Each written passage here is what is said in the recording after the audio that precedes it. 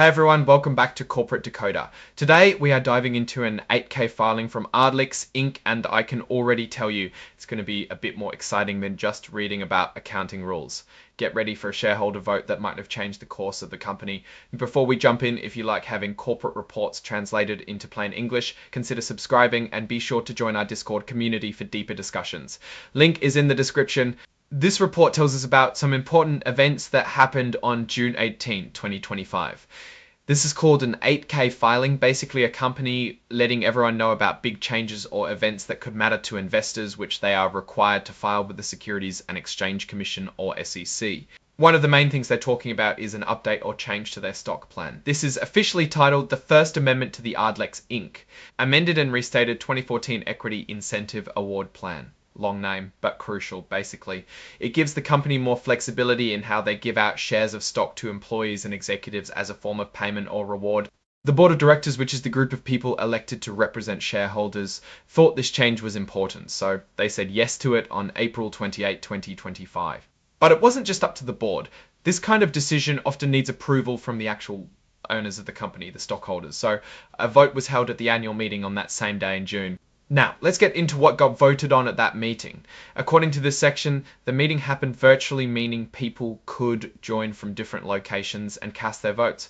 Only people who owned stock on a certain date called the record date, which was April 21, 2025, were eligible to vote, and on 2025 were eligible to vote.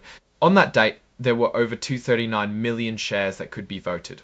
The first vote was about electing members to the board of directors. Think of it like choosing the team captains for the company. Two people, David Mott and Michael Raab, were up for election to be on the board until the annual meeting of 2028. Here's how the votes broke down. For David Mott, about 93 million votes were cast in favour and about 50 million were withheld or against. Then about 44 million were broker non-votes, which basically means a broker holding shares for clients didn't vote on their behalf. Michael Raab got about 101 million votes for him, with about 42 million withheld. The number of broker non-votes was the same. It looks like both nominees were elected as 4 votes greatly exceeded withheld votes.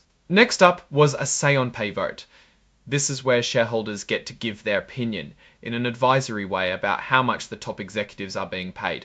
Over 131 million votes were for approving the compensation, about 11 million were against, and around 690,000 abstained, which means they chose not to vote. Again, there were about 44 million broker non-votes. The next item on the agenda was choosing the accounting firm that would check the company's financial statements. This is key for making sure everything is transparent and accurate.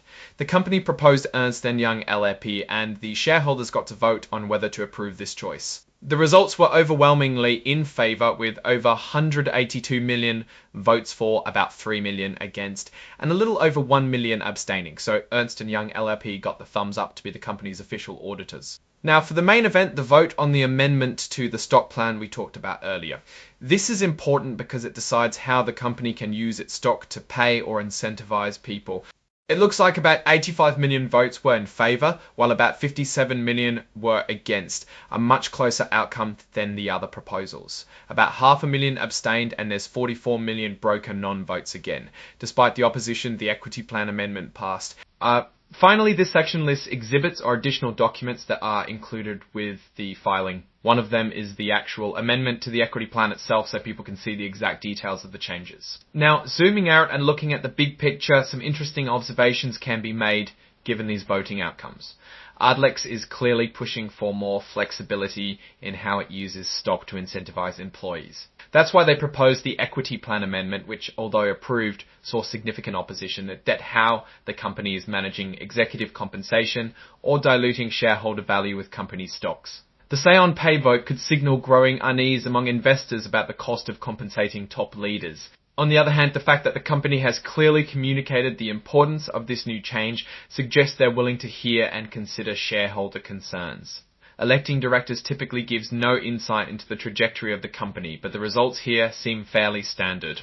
So what do you think? Are these changes ultimately good for Ardelyx, or are shareholders right to be concerned? Let's hear your insights in the comments. If this breakdown helped clarify things, please hit the like button and subscribe for more corporate deep dives. Don't forget to join our Discord channel in the description where the discussion continues. See you in the next video.